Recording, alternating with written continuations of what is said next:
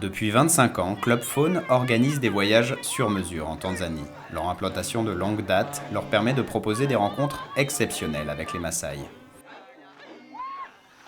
Quand on est sur un territoire comme ici, en pays Maasai, on peut difficilement ne pas être passionné par ce paysage, par ces gens et ne pas être un peu envoûté.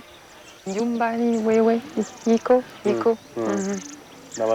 Et c'est le chef Maasai de Selela, qui est donc le district à côté du camp. Vous connaissez bien les Maasai, vous? Disons qu'on va les voir souvent, on les aide quand ils nous le demandent. C'est pour ça qu'on a des relations un peu particulières avec eux. Vous communiquez comment avec eux? On communique en swahili un petit peu. Moi, je ne parle pas très bien swahili, mais disons qu'on arrive quand même à se comprendre et à dire les choses un peu importantes.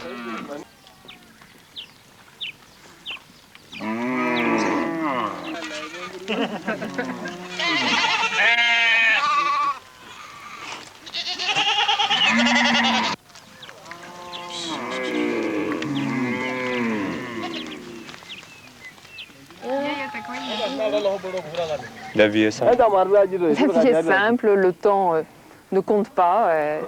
D'abord, c'est la traite, et puis là, les animaux vont partir, les chefs sont partis déjà, avec les plus jeunes enfants.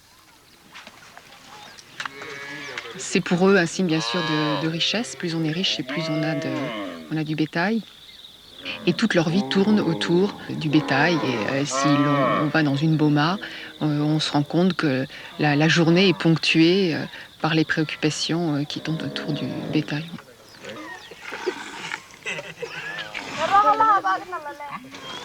Alors dans la vie Maasai, ce qui est très important, c'est les enfants et le cheptel. C'est vraiment les deux points essentiels dans la vie d'un Maasai. C'est qu'il faut avoir beaucoup d'enfants et qu'il faut aussi avoir un troupeau important.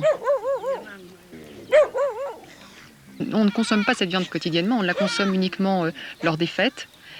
Les Maasai consomment pratiquement 80% de leur nourriture est à base de lait qu'ils mélangent parfois avec du sang. Donc le bétail, c'est avant tout cette production de lait qui est très importante et qui est partagée d'ailleurs avec les gens qui passent, les Maasai qui passent dans les bomas, puisqu'on peut dire que dans certaines bomas, pratiquement 70% de leur production laitière est consommée par des invités en quelque sorte. Et chez le Maasai, il y a une tradition de partage qui est très importante et qui est vraiment essentielle pour eux.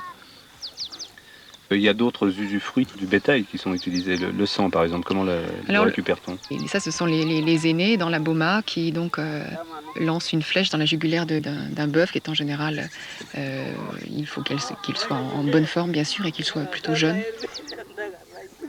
Quand le bœuf est un peu tranquille, on tire une flèche juste dans la jugulaire.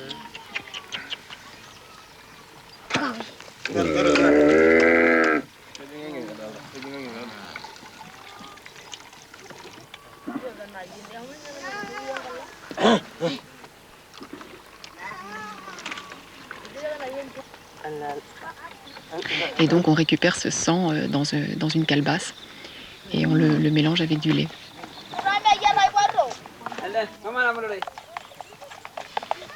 Tirer une flèche à bout portant comme ça, abîme l'animal?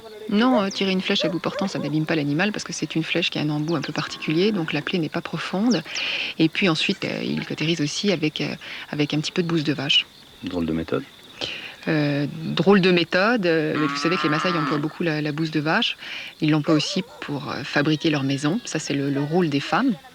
Je crois que ça aussi, le rôle des femmes, c'est quelque chose de très important chez les Maasai parce qu'elles ont des tâches bien particulières qui ponctuent leur journée. Ces gens vivent avec leurs animaux complètement. Ça paraît sale, est-ce que ça l'est réellement? Vous hésitez là, l'Européenne a envie de dire oui, et la presque Maasai, non. Oui, parce que je crois que on a un petit peu perdu cette habitude. C'est vrai qu'ils vivent quand même complètement au contact des animaux. À l'intérieur de la boma, c'est toujours un peu surprenant parce qu'il y a de la bouse de vache partout et puis parce qu'aussi il y a beaucoup de mouches. Mais vous savez que pour nous, les mouches, c'est quelque chose de désagréable. Pour les Maasai, ils ne les chassent pas parce que s'il y a beaucoup de mouches, ça veut dire qu'il y a beaucoup de bétail et donc ça, pour eux, c'est primordial.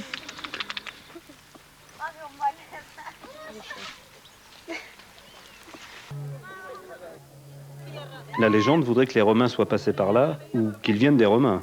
Il y a des gens qui s'amusent à les comparer à des descendants de Romains parce qu'ils ont une toge, parce qu'ils ont un glaive. Alors, vous me permettrez de ne pas partager cette opinion, mais je respecte ceux qui l'ont.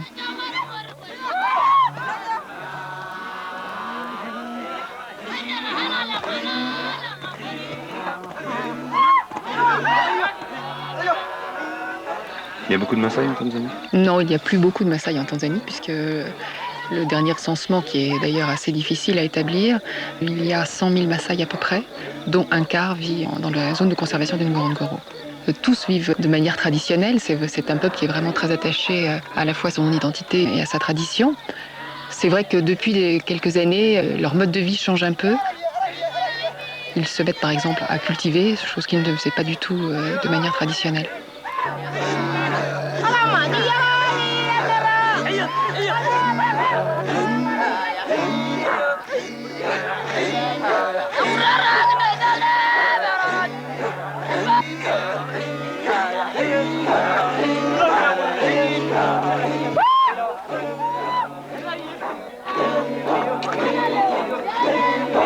Club Faune, c'est l'envie de découvrir et de garder vierge ces territoires. Est-ce que votre présence ne va pas à l'encontre justement de vos ambitions?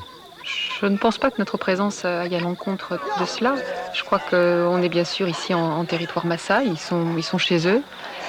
Donc ce qui est important, c'est de les respecter, de respecter leur mode de vie. Je crois que c'est ce qu'on s'efforce de faire. On essaie également de les aider quand ils nous le demandent.